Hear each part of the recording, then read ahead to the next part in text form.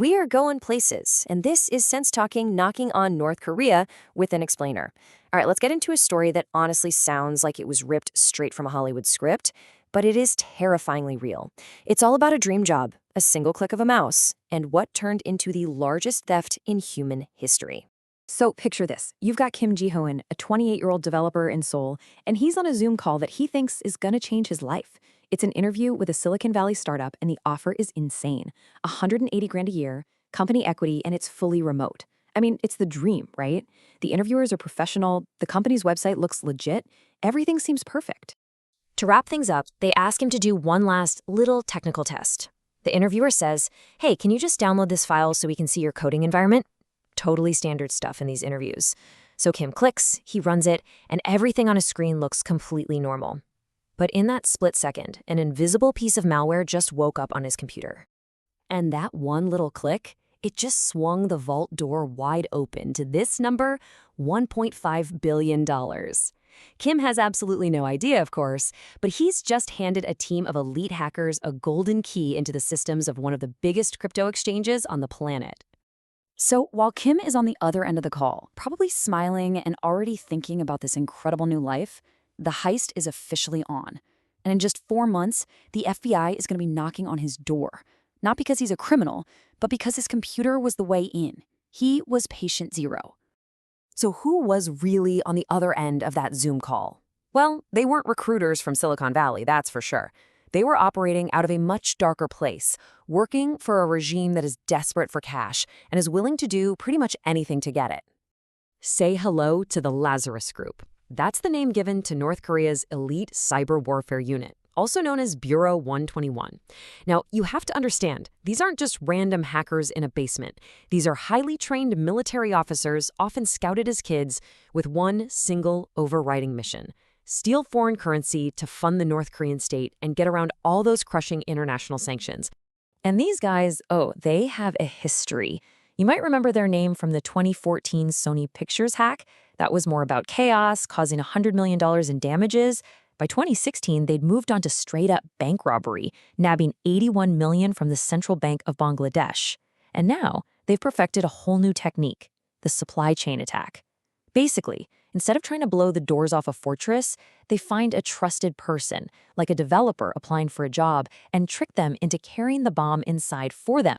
So with this new weapon in their toolkit, Lazarus set their sights on their biggest score yet, a place that was holding billions of dollars in digital cash, all protected by what everyone thought was totally unbreakable security. The target was Bybit, a huge crypto exchange based out of Dubai. And their security was no joke. We're talking top tier. They use things like multi-signature wallets, which is like needing multiple keys to open a bank vault, and cold storage, which means keeping the assets completely offline, far away from hackers. It was a digital Fort Knox. But see, Lazarus wasn't planning on breaking down the walls. They were going to trick the king into opening the gates himself. Okay, and this is the really brilliant and kind of terrifying part of how the malware worked. It didn't steal any passwords, it didn't break encryption. No, it did something way, way smarter. It just changed what trusted people saw on their own computer screens. So imagine you're the CEO, you're looking at a huge transfer request. The wallet address on your screen looks right. The amount looks right. But in the background, the malware has secretly swapped the real destination address with one the hackers control. And that's what's so wild about this. Bybit's own CEO, Ben Zhao, the guy who helped create these security rules, he's the one who personally reviewed the transfer. To him, everything looked completely legitimate, so he approved it, following every single protocol he'd put in place. He did nothing wrong, and he still sent the money straight to the thieves. He got played. The second that transfer was approved, the malware went into overdrive. The entire $1.5 billion didn't just go to one wallet. That would have triggered every alarm in the system. Note, the malware automatically split it up into 50 different wallets, each with a smaller chunk. These smaller transfers just blended right in with the thousands of other transactions happening every hour. It was invisible. By the time anyone at Bybit even noticed something was a little off a few hours later, it was too late. The money was gone. It was scattered across the globe on the blockchain. And so began a frantic worldwide chase against the clock. So you've got this insane split-screen moment happening in the world. Over in Dubai, it is absolute chaos. The Bybit headquarters is in full crisis mode. Emergency meetings, calls to law enforcement, the fear that their whole company might collapse. Meanwhile, in some nondescript building in Pyongyang, the hackers from Bureau 121 are probably celebrating the single biggest, most successful heist in the history of the world. And Lazarus did not waste a single second. Just look at the speed of their laundering operation.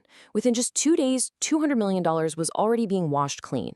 Within a week, almost $1 billion had been shuffled through super complex chains of transactions, making it next to impossible to track.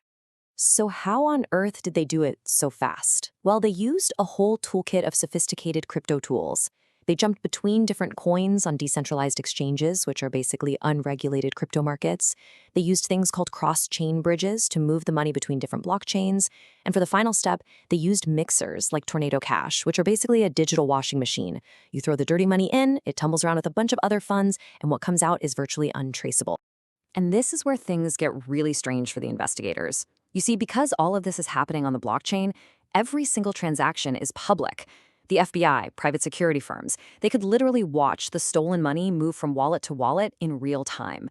But here's the catch. Crypto is decentralized. There's no big bank you can call and say, hey, freeze that account. They were watching a bank robbery happen right in front of them, and they were almost completely powerless to stop it. But this story isn't just about a bunch of stolen digital coins.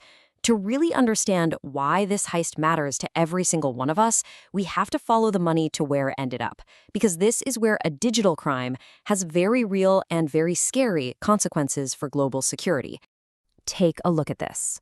According to investigators at the UN and the FBI, a mind-blowing 50% of North Korea's entire income from foreign currency is estimated to come directly from cybercrime. 50%. Half. That isn't just a side hustle. That's their state-sponsored business model.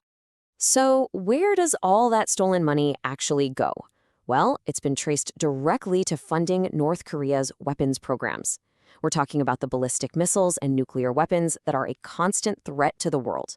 That $1.5 billion stolen from Bybit wasn't just a theft. It was basically a down payment on state-sponsored terror. And in the end, after this massive international effort to get the money back, it was pretty much a failure. Out of the $1.5 billion that was stolen, investigators only managed to freeze and recover about $100 million. That's less than 7%. The rest of it?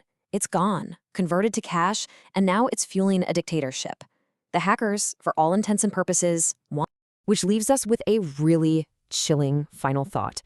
When a perfect crime can be pulled off with a single click from anywhere in the world, and the profits go directly to building weapons of mass destruction, the victim isn't just one crypto company.